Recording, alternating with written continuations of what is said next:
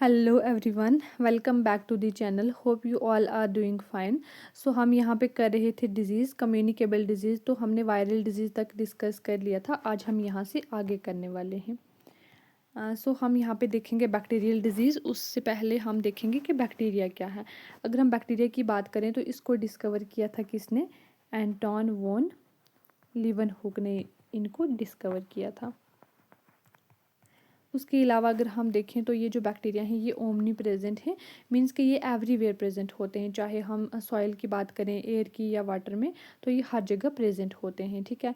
इसके अलावा ये क्या है कि यूनिसेलुलर है, मींस कि ये सिंगल सेल से बने होते हैं। ठीक है। जैसे हमने वायरस का देखा था, वो क्या थे? वो ए सेलुलर थे। ठीक है। और ये क्या है? प्रोकैरियोटिक माइक्रो ऑर्गेनिज्म है, मीन्स कि इनके पास वेल डिफाइंड न्यूक्लियस प्रेजेंट नहीं होता। ठीक है। और इनके पास क्या होती है कि एक रिजिड सेल वॉल होती है outside the plasma membrane. Bacterial cell wall को पेप्टाइडोग्लाइकन भी कहा जाता है। पेप्टाइडोग्लाइकन। इसके अलावा अगर हम देखें तो ये क्या करते हैं, इनके पास ग्रेट वेरिएशन होती है इन दी मोड ऑफ न्यूट्रिशन में। मतलब ये ऑटोट्रॉफिक भी हो सकते हैं या फिर हेटेरोट्रॉफिक भी हो सकते हैं। ठीक है। तो ये थी बैक्टीरिया की कुछ जनरल बातें। अब हम देखेंगे कि इनसे हमें कौन कौन सी डिजीज़ हो सकती हैं।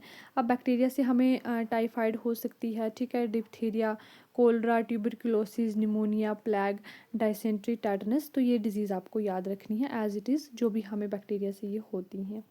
अब हम इनको वन बाय वन डिस्कस करते हैं। अगर हम टाइटनस की बात करें तो ये जो टाइटनस है ये क्या करता है? ये हमारे नर्वस सिस्टम को अफेक्ट करती है। ठीक है। इसके अलावा अगर हम बात करें तो ये जिससे काज होती है बैक्टीरिया से, उसका नाम है कोलेस्ट्रीडियम टाइटनाई। ठीक है। इसके सिम्टम्स हमें क्या होते हैं? High fever, spasm in the body, closing of jaws. तो ये इसके सिम्टम्स रहते हैं। ठीक है। इसके बाद अगर हम देखें कोलरा, तो कोलरा से जो हमारा ऑर्गन अफेक्ट होता है वो है इंटेस्टाइन, और ये वाइब्रो कोलराइज से काज होती है। ठीक है। एंड इसके सिम्टम्स क्या होते हैं? Continuous tools and vomiting. ठीक है।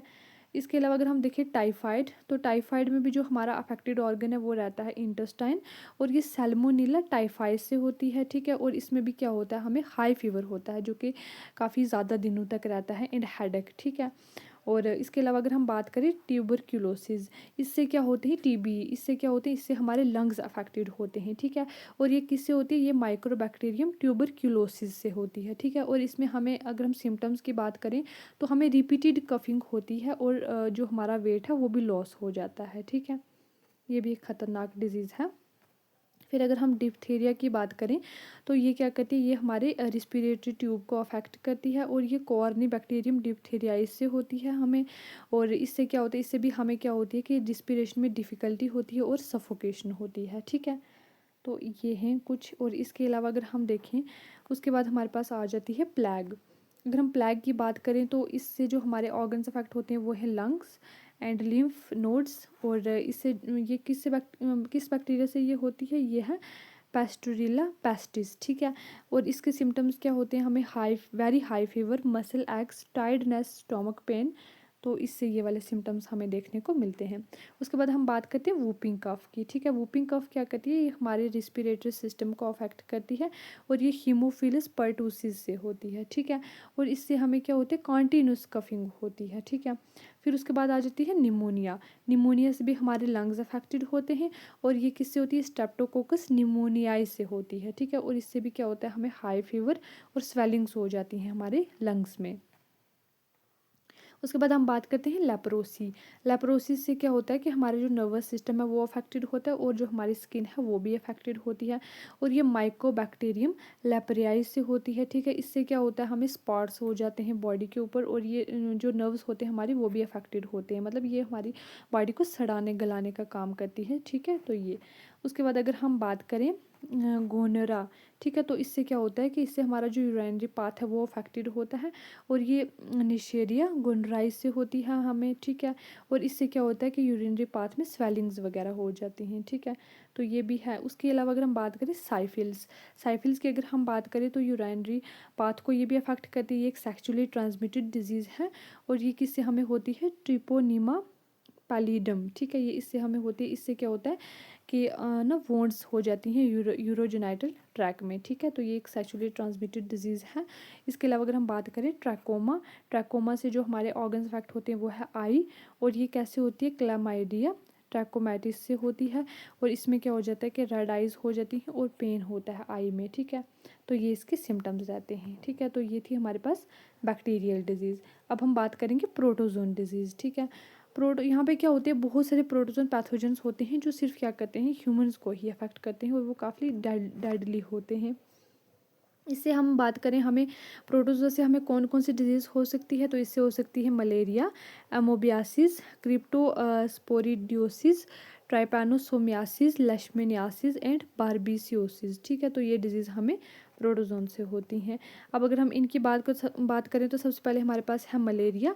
मलेरिया में जो हमारे अफेक्टेड ऑर्गन्स होते हैं वो है आरबीसी एंड लीवर, और ये हमें किससे होती है, मलेरिया हमें प्लाज्मोडियम पैरासाइट से होती है, ठीक है। और इसका कैरियर कौन रहता है, इसका कैरियर रहता है फीमेल एनोफिलिस मॉस्किटो। अब अगर हम कैरियर की बात करें तो कैरियर जो है ये मतलब खुद कोई डिजीज़ नहीं काज करता, बट ये क्या करता है, ये पैरासाइट को उस पैरासाइट की ट्रांसमिशन में ये क्या करता है, हेल्प करता है, जो भी कैरियर होता है हमारे पास, ठीक है। तो उसके अलावा अगर हम देखें तो इसके सिम्टम्स क्या होते हैं, इसमें हमें फीवर होता है विद शिवरिंग, मतलब शिवरिंग वाला फीवर इसमें हमें देखने को मिलता है। तो ये मलेरिया है। उसके बाद हम बात करें दूसरी है पायरिया। पायरिया में क्या होता है कि हमारे जो अफेक्टेड ऑर्गन्स होते हैं वो है गम्स, और ये इंटमोबा गिंगीवालिस से हमें होती है। इसमें कोई भी कैरियर नहीं रहता। इसमें सिम्टम्स क्या होते हैं, इसमें ब्लीडिंग होती है गम्स से हमें, ठीक है। इसके बाद है हमारी स्लीपिंग सिकनेस। अगर हम स्लीपिंग सिकनेस की बात करें तो इसमें जो हमारा अफेक्टेड ऑर्गन है वो है ब्रेन, और ये कैसे होती है, ये हमें ट्राइपैनोसोमा से होती है, ठीक है। और इसका कैरियर कौन रहता है, टसी टसी फ्लाइज, और इसमें भी क्या होता है, हमें फीवर होता है विद सीवियर स्लीप के साथ, ठीक है। उसके बाद हम बात करते हैं डायरिया। डायरिया में जो हमारा अफेक्टेड ऑर्गन रहता है वो है इंटेस्टाइन, और ये हमें किससे होती है, एंट अमोबा हिस्टोलिटिका से हमें होती है। यहाँ पे भी कोई कैरियर नहीं रहता, और यहाँ पे क्या होता है, म्यूकस और डायरिया होता है विद ब्लड, ये हमारे सिम्टम्स रहते हैं। उसके बाद क्या है कि कालाजार, ठीक है। कालाजार में जो हमारा अफेक्टेड ऑर्गन है वो है बोन मैरो, और ये कैसे हमें होती है, लेशमेनिया डोनोवनी से होती है। इसमें जो कैरियर रहती है वो क्या है, सैंड फ्लाइज, और इसमें भी क्या होता है, हमें हाई फीवर देखने को मिलता है, ठीक है। तो ये है हमारी प्रोटोजोन से होने वाली डिजीज़। उसके बाद हम बात करेंगे फंगल डिजीज़ की। अगर हम फंगस की बात करें तो फंगस क्या है, मल्टी सेलुलर है, और ये ज़्यादातर कहाँ हमें देखने को मिलता है, ये ह्यूमिड कंडीशंस में देखने को मिलता है जहाँ पे नमी वगैरह होती है, ठीक है। और ये हमारे लिए हार्मफुल भी हो सकते हैं, यूज़फुल भी हो सकते हैं, ठीक है। और इसका मेडिसिनल रोल भी रहता है, ठीक है, बिकॉज जो पेनिसिलिन फर्स्ट डिस्कवर्ड एंटीबायोटिक है ना, ठीक है, वो हमें फंगस से ही मिली थी। तो ये भी इसकी इम्पोर्टेंस एक रहती है। इसके अलावा अगर हम बात करें तो इससे जो हमें डिजीज़ होती हैं वो है ringworm, aspergillosis, athletes foot most important है, ये आपको याद रखनी है। उसके अलावा candidiasis and fungal acne and Mucor mycosis. और अगर हम वर्ड म्यूको की बात करें तो ये एक रूट वर्ड है फंगस के लिए, ठीक है। और स्टडी ऑफ फंगस को हम क्या कहते हैं, माइकोलॉजी कहते हैं। अब आपको यहाँ पे सिर्फ इनके नाम ही याद रखने हैं कि कौन कौन सी डिजीज़ होती हैं, बट अगर आपको फिर भी इनकी थोड़ी सी डिस्क्रिप्शन देखनी है कि हमें ये कैसे कैसे होती हैं, तो यहाँ पे ये है। अगर हम रिंग वर्म की बात करें तो इसमें जो हमारा कॉजेटिव एजेंट है वो है ट्राइकोफाइटन स्पीशीज़, और यहाँ पे क्या होता है कि ना रिंग शेप्ड रेड पैचेस हो जाते हैं स्किन के ऊपर, ठीक है। और क्या होता है, यहाँ पे ईचिंग होती है और स्केली लेजिन। और इसमें अफेक्टेड जो होते हैं हमारे ऑर्गन्स वो कौन से रहते हैं, स्किन रहती है, नेल्स रहते हैं एंड स्कैल्प, ठीक है। फिर उसके बाद हमारे पास दूसरा है एथलीट्स फुट। अब एथलीट्स फुट हमें किससे होती है, ये होती है ट्राइकोफाइटन मेंटाग्रोफाइट्स से, ठीक है।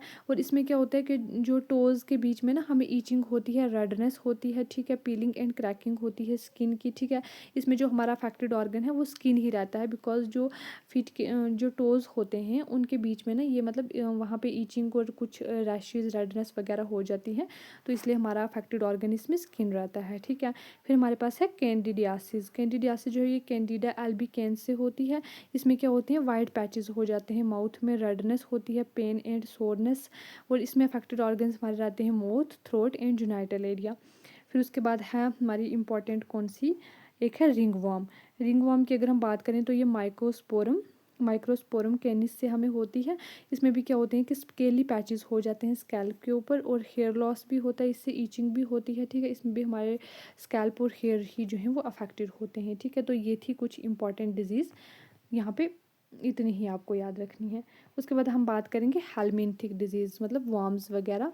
तो इनसे जो हमें डिजीज़ होती है वो है फाइलेरियासिस, इंटीरोबाइसिस, एंड एस्केरियासिस, ट्राइकोरियासिस एंड लोएसिस। ठीक है, तो ये कुछ हेलमिंथिक डिजीज़ भी हैं। इनके आपको नाम ही याद रखने हैं, इनकी डिस्क्रिप्शन ज़्यादा नहीं आप को जानने की ज़रूरत, बिकॉज जो ज़्यादातर डिजीज़ हैं वो हमारी वायरल बैक्टीरिया वगैरह से वहाँ से पूछी जाती हैं। ठीक है, सो डिजीज़ के रिलेटेड इतना ही था हमारा। कम्युनिकेबल डिजीज़ के साथ कंप्लीट हो जाती हैं। अब हम नेक्स्ट स्टार्ट करेंगे नॉन कम्युनिकेबल डिजीज़। ठीक है, so hope you like the class. Thank you, keep learning.